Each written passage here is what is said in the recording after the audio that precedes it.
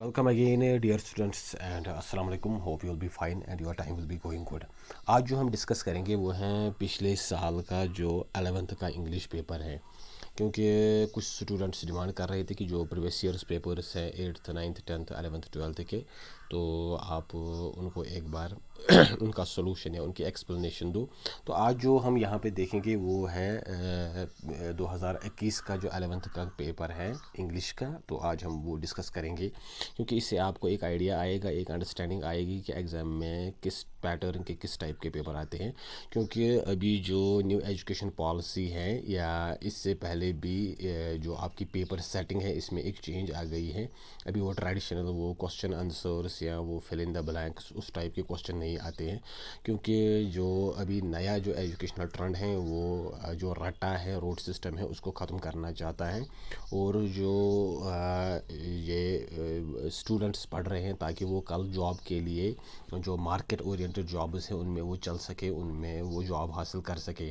सो जो नई educational policy है वो इस तरह से है कि जो खासकर आपका इंग्लिश है, आपकी कॉम्प्रहेंशन, आपकी कम्युनिकेशन स्किल इनको इम्प्रूव कर सके, और ज़्यादातर फोकस इसी चीज़ पे है.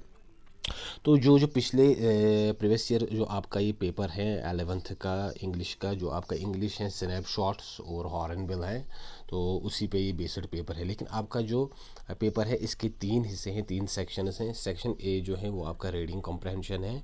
आपकी जो ये रीडिंग है वो कितनी अच्छी है, आप कितना अंडरस्टैंड कर पाते हो जो आप पढ़ते हो. And the second one is जो आपका है वो है राइटिंग स्किल्स एंड ग्रामर.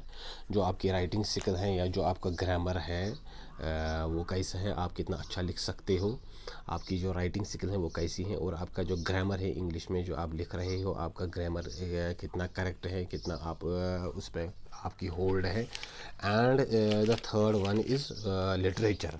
जो आपका थर्ड सेक्शन है इसका वो है लिटरेचर. जो आपका टेक्स्ट है, जो आपकी लेसन्स हैं, जो आपकी पोइम्स हैं, शॉर्ट स्टोरीज़ हैं, एसेज हैं या कोई ड्रामा है, तो ये उस पर बेस्ड है. तो ज़्यादातर जो अभी फोकस है, जो हमने अगर कॉलेज की जो आपकी इंग्लिश है कम्युनिकेशन इंग्लिश, तो उसका जो फोकस है वो कम्युनिकेटिव पर्पसेस पे है, ताकि जो भी स्टूडेंट ये पढ़े कल उसको जॉब मार्केट में इससे आसानी हो और उसको कल कोई प्रॉब्लम ना हो. जो कम्युनिकेशन है या जो आपकी जो लैंग्वेज है वो ज़्यादा इम्प्रूव हो सके, उसमें एक इम्प्रूवमेंट आ सके. तो आज जो आपका जो पहला सेक्शन है इसका दैट इज़ रीडिंग कॉम्प्रहेंशन.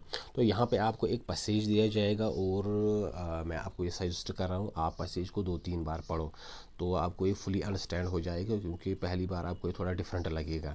और ज़रूरी नहीं कि आपका पैसेज जो है वो आपके इंग्लिश से ही लिया जाए, वो आपको कहीं से भी वो ला सकते हैं, किसी भी टॉपिक पे, लिटरेचर पे, इकोनॉमिक्स पे, एनवायरमेंटल साइंस पे या कोई दूसरे टॉपिक पे. तो आपका जो ये पैसेज है यहाँ पे फिर आपको उसके क्वेश्चन जो इसके बाद में दिए जाते हैं उनके आंसर्स लिखने हैं एज़ पर दिस पैसेज. तो यहाँ जैसे कि यहाँ पे है ये जो पैसेज हैं, आपको इसके जो अहम नुकात हैं, अहम पॉइंट्स हैं, जो इसका क्रक्स है, मेन पॉइंट्स हैं, बॉटम लाइन है, उन चीज़ों को आपको समराइज़ करना है और एक मुख्तसर सी समरी, एक प्रिसाइज, एक ब्रीफ समरी लिखनी है उसकी, और फिर उसका एक टाइटल भी देना है. जब हम इस पैसेज को देखते हैं तो ये अनएम्प्लॉयमेंट रिलेटेड हैं. जो इंडिया में अनएम्प्लॉयमेंट अभी बढ़ रही है और जो ग्रेजुएट्स निकल रहे हैं, चाहे वो आर्ट्स सोशल साइंसेज से हैं या चाहे वो प्रोफेशनल कोर्सेज़ हैं जो मेडिकल हैं या इंजीनियरिंग है या कॉमर्स हैं या दूसरी जो प्रोफेशनल कोर्सेज़ हैं, तो उनकी तादाद बढ़ रही है. और उसका इंडिया की सोसाइटी पे, यहाँ के सोशल सेटअप पे क्या असर पड़ रहा है और गवर्नमेंट किस तरह इन चीज़ों के लिए रिस्पॉन्सिबल है, क्योंकि वो एजुकेशनल सिस्टम को अपडेट नहीं कर रही है. और जो उनकी इकोनॉमिक प्लानिंग है वो कैसे वही फॉल्टी हैं, फरसुद हैं, क्यों ये एजुकेशन और एकेडमिया और जिस जॉब मार्केट या इकोनॉमी में एक प्रॉक्सिमिटी नहीं है. तो ये उसी पे ये पैसेज यहाँ पे दिया गया है. और फिर उसके जो नतीजे हैं वो क्या निकल रहे हैं कि जो यूथ्स हैं वो फिर anti national, anti social activities में मुलविस हो रहे हैं. और सरकार को चाहिए कि इनको तब तक कुछ अलाउंसेस दिया जाए इन अनएम्प्लॉयड यूथ को, जब तक कि उनके लिए कोई जॉब न क्रिएट कर सके, वरना वो जो वायलेंस है या डिस्ट्रक्टिव एक्टिविटीज़ है उनमें फाइनली वो चले जाते हैं. सो डियर व्यूअर्स, ये जो पैसेज है अनएम्प्लॉयमेंट पे है, इसका जो सब्जेक्ट मैटर है, टॉपिक है, वो growing unemployment rate in India, जो आजकल हम देख रहे हैं। और ख़ासकर अगर हम JNK की बात करें तो यहाँ पे उससे भी हालत ज़्यादा ख़राब है। तो ये इसका पैसेज है, ये तकरीबन 40-50 लाइन्स पे हैं, तकरीबन 200 वर्ड्स पे होगा। और इसको आपको एक ब्रीफ प्रिसाइज समरी यहाँ पे लिखनी है। जैसे मैं यहाँ पे लिखने की थोड़ी बहुत एक कोशिश की है, आपको भी ऐसे ही लिखना है। जो उसका मेन पॉइंट्स हैं, क्रैक्स हैं, वो आपको लिखना है। तो यहाँ पे मैंने इसको इस तरह से लिखा, unemployment is growing at an alarming rate and now most of the educated youth from all walks of life find it difficult to find job, not only from academic background but also from the professional background like medicine and engineering. Education unemployment एक alarming growth alarming race पे बढ़ रही है बहुत ज़्यादा तरीके से। तो इसकी जो स्पीड है वो दिन ब दिन बढ़ती जा रही है। 40% इंडिया में अभी अनएम्प्लॉयमेंट है। तो जो अनएम्प्लॉयमेंट यूथ हैं तो उनको किसी भी फील्ड में जॉब मिलना मुश्किल हो गए हैं, चाहे वो एकेडमिक हो, चाहे वो प्रोफेशनल कोर्सेज हो लाइक मेडिसिन, इंजीनियरिंग। और इससे it shows the fault in the government planning and urges government to frame new educational policy and economic planning. Government की जो उनकी फॉल्ट पॉलिसीज़ हैं उसकी वो डिपिक्शन करती हैं। और गवर्नमेंट को चाहिए कि वो जो नई एजुकेशनल पॉलिसी है और इकोनॉमिक प्लानिंग है इसको मरतब कर सके, उसको इम्प्लीमेंट कर सके। But till the government will do something substantiate in this regard, it needs to give some allowances to educated unemployed youth to make their both ends meet. लेकिन जब तक सरकार इन बेरोज़गारों के लिए कुछ करे कोई सबस्टेंशियल काम, समथिंग इन कंक्रीट, तो तब तक चाहिए कि इनको कुछ अलाउंसेस दे सके ताकि वो भी अपनी रोज़ी रोटी चला सके। और this unemployment leads to anti-social and anti-national activities and it is a national blot or an ulcer-like situation for the country. It depicts government's policy failure for a socialistic pattern of society and the violence and destructive activities or its consequences on part of jobless youth. तो ये जो है इससे जो youth हैं वो anti social anti national activities में फिर मुलविस हो जाते हैं। तो ये एक तरह का नेशनल ब्लॉट है या एक तरह का अल्सर लाइक सिचुएशन है, एक बीमारी है मुल्क के लिए। और इससे गवर्नमेंट की जो पॉलिसी फेलियर हैं एक सोशलिस्टिक पैटर्न ऑफ सोसाइटी बनाने में और वो जाहिर कर दी हैं। और फिर वायलेंस और डिस्ट्रक्टिव एक्टिविटीज़ जो हैं वो इसके नतीजे होते हैं, इसके फिर रिपरकशंस होते हैं, कॉन्सिक्वेंसेस होते हैं on the part of jobless youth. जो ये जॉबलेस यूथ हैं, एजुकेटेड यूथ हैं, ग्रेजुएट्स हैं, पोस्ट ग्रेजुएट्स हैं, वो फिर इन चीज़ों में गलत कामों में लग जाते हैं। तो मैंने यहाँ पे इसका एक समराइज़, एक स्केच बनाने की कोशिश की। वैसे ही आपको करना है, जैसे स्टूडेंट्स कह रहे थे कि सर इसका सोल्यूशन दो। तो इसका सोल्यूशन ये है कि आपको ये 2-3 बार पढ़ना है। ये जो पैसेज हैं, चाहे आप किसी भी क्लास में हो, 8th 9th 10th 11th 12th या कॉलेज में पढ़ रहे हो, तो फिर आपको इसमें जो मेन पॉइंट्स हैं, मुद्दे की बात है, वो आपको थोड़ी मुख्तसर सी प्रिसाइज अंदाज में लिखने की कोशिश करनी है। इसके बाद जो आपका सेकंड क्वेश्चन है, ये चूँकि पैसेज यहाँ तक है और जो सेकंड क्वेश्चन है आपका ये भी पैसेज हैं, ये आपको ध्यान से पढ़ना है। और फिर इसके जो नीचे क्वेश्चंस दिए गए हैं उनके आंसर्स लिखने हैं। पहले पैसेज में आपको इसकी समरी लिखनी थी, सेकंड पैसेज में इसको पढ़ना है और फिर इसके बाद उसके कुछ क्वेश्चंस दिए गए हैं, you have to write those very questions. और ये जो पैसेज हैं ये प्रेजुडाइसेस बायसेस, जो नेशनल प्रेजुडाइसेस, नेशनल बायसेस, समाजी तअस्सुब, कौमी तअस्सुब या जो लिंग्विस्टिक बेसिस पे हैं, कल्चर पे है, रिलीजन पे है, रीजन पे है, तो जो तअस्सुबात होते हैं, नफ़रतें होती हैं मुल्की बुनियाद पे, कौमी बुनियाद पे, समाजी बुनियाद पे, उस पे ये पैसेज हैं, पूरा ये दिया गया है। और फिर इसके बाद इस पे कुछ क्वेश्चंस दिए गए हैं। आपको ये पैसेज तकरीबन 2-3 बार पढ़ना है क्योंकि थोड़ा बहुत ये टफ़ आता है एज़ कम्पेयर टू जो आपकी लेसन्स दी जाती हैं उनसे थोड़ा बहुत ये वो डिबेटेबल टॉपिक्स होते हैं।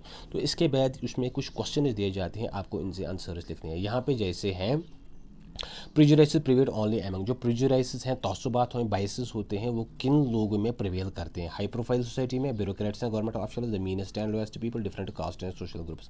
तो जब हमने ये पैसेज पढ़ा तो इसका जो आंसर है that is different caste and social groups. अलग अलग कास्ट एंड सोशल ग्रुप्स, किसी भी सोशल ग्रुप में ये चीज़ पाई जा सकती है, चाहे वो एजुकेटेड हो, अनएजुकेटेड हो। वैसे ही जो प्रेजुडाइसेस इन्फेक्ट, प्रेजुडाइस किस चीज़ को इन्फेक्ट करते हैं? फिजिकल हेल्थ को करते हैं, माइंड्स को करते हैं, विजन ऑफ एन इंडिविजुअल को कहते हैं dealings of an individual with others. तो इसका जो आंसर है एज पर passage that is the minds, आपके दिमाग में वो चीज़ चली जाती है, उसी को इन्फेक्ट करती है ये जो तासुब है। An individual should be free from social as well as national prejudices. एक इंडिविजुअल जो है, एक फ़र्द जो है, एक इंसान जो है वो आज़ाद होना चाहिए इन तासुबात से, इन नफ़रतों से, चाहे वो सोशल हो या नेशनल लेवल की जो हो। तो इसका आंसर है यस। तो फिर इसके बाद इसमें कुछ वर्ड्स आए हैं, आपको उनके साइनोनिम एंटोनिम लिखना है। इस तरह के क्वेश्चंस आ सकते हैं। साइनोनिम ऑफ वुल्गर इज़, जो वुल्गर है इसका साइनोनिम क्या है? वुल्गर मीन्स जो अनडिसिप्लिन्ड हो या फिर अनडिसेंट हो या फिर रफ़ हो। हाँ, तो आप इस तरह की इसके जो साइनोनिम्स वो आ सकते हैं, जिसमें कोई डिसिप्लिन ना हो, रफ़ हो, अनडिसेंट हो या कोरस हो, बेअदब हो। तो ऐसे इसमें कुछ ये जो वर्ड्स हैं ये इसके एज साइनोनिम हम यहाँ पे डाल सकते हैं। और एग्जॉल्टेड जो लफ्ज़ है, एग्जॉल्टेड मीन्स अरूज जिसमें हो, ऊंचाई हो, बड़ा चढ़ा कर कोई चीज़ पेश करना, उसका एंटोनिम ज़िद। तो इसका जो एंटोनिम है ज़िद है वो ऐसे लिख सकते हैं down size, down graded, down play. किसी चीज़ को गिराना, किसी चीज़ को कम करना, किसी चीज़ को डाउन प्ले करना, उसकी अहमियत को कम करने की कोशिश करना, ये इस एग्जॉल्टेड के एंटोनिम हैं। इसके बाद जो क्वेश्चन है, are superstition necessary part of religion. जो सुपरस्टिशंस होते हैं, फरसूदात, दकियानुसी चीज़ें, क्या वो मज़हब के जो नेसेसरी पार्ट है, ज़रूरी है? नहीं, ये ज़रूरी नहीं है, ये मज़हब के साथ ऐड की जाती हैं। एक्चुअली ये रिलीजन में इनका कोई मतलब उनके लिए कोई जगह नहीं है। Wise national prejudice more condemnable among the educated. जो कौमी तासुबात होते हैं, जो आप दूसरे मुल्कों से या दूसरे कौम से जो नफ़रत करते हैं, वो क्यों ज़्यादा कंडेमनेबल हैं? खासकर जो एजुकेटेड हैं उनमें ये चीज़ नहीं होनी चाहिए। As they are educated they are suppose to be free from prejudices unlike the uneducated mass of people. ये इसलिए हैं क्योंकि जो एजुकेटेड हैं उन पे सपोज किया जाता है कि वो इन चीज़ों से पाक हो, जो ये फ्यूटाइल फरसूदात या जो ये ट्रफल्स होते हैं। तो खासकर जो अनएजुकेटेड हैं उनमें ये चीज़ ज़्यादा पाई जाती है, लेकिन जो एजुकेटेड हैं उन पर सपोज किया जाता है क्योंकि वो तालीम याफ्ता होते हैं, उनमें ये चीज़ नहीं होनी चाहिए थी, unlike this uneducated mass. That's why it is more condemnable among them. इसलिए ये ज़्यादा उनमें कंडेमनेबल है। अगर उनमें ये चीज़ पाई जाए तो ये ज़्यादा काबिल जो मजम्मत है। वो use the word deny as noun in the sentence. जो वर्ड डिनाई है इसका नाउन क्या है? इसका जो नाउन है वो डिनाइल बनता है। डिनाई एक्चुअली जो है दिस इज़ अ वर्ब, और इसका जो he was in the mode of deny, he was in the mode of denial. तो इस सेंस में हम इसको एज नाउन यहाँ पे ले सकते हैं। वो इस मोड में था कि वो डिनाई करे या डिनाइल करे, तो यहाँ पे ये एज नाउन है। Birth gives birth to special social prejudice. जैसे ही कोई इंसान पैदा हो जाता है उसमें ये तअस्सुब आ जाता है, नफ़रत आता है towards others, towards different sects of society, towards different people. नहीं, ये चीज़ उसमें नहीं आती है। ये बाद में उसके जो आसपास के लोग होते हैं, फैमिली, दूसरी लोग, जो वही इसमें ये चीज़ डालते हैं, उसको ये चीज़ उसके दिमाग में ये चीज़ डालते हैं। वरना बाय बर्थ किसी में कोई प्रेजुडिस नहीं है। तो ये फॉल्स है। Give the passage suitable title. वो जो ये पैसेज दिया गया है और about these national social prejudice, उसका जो अगर हम टाइटल देखो इस तरह, इसका जो टाइटल है वो इस तरह से है, the curse of national prejudice. ये नेशनल प्रेजुडिस जो है ये एक तरह की कर्स है, एक तरह की बीमारी है, एक तरह की लानत है। तो डियर व्यूअर्स, ये था हमारा जो पहला सेक्शन था आपका जो पेपर है of previous year, and that is reading comprehension.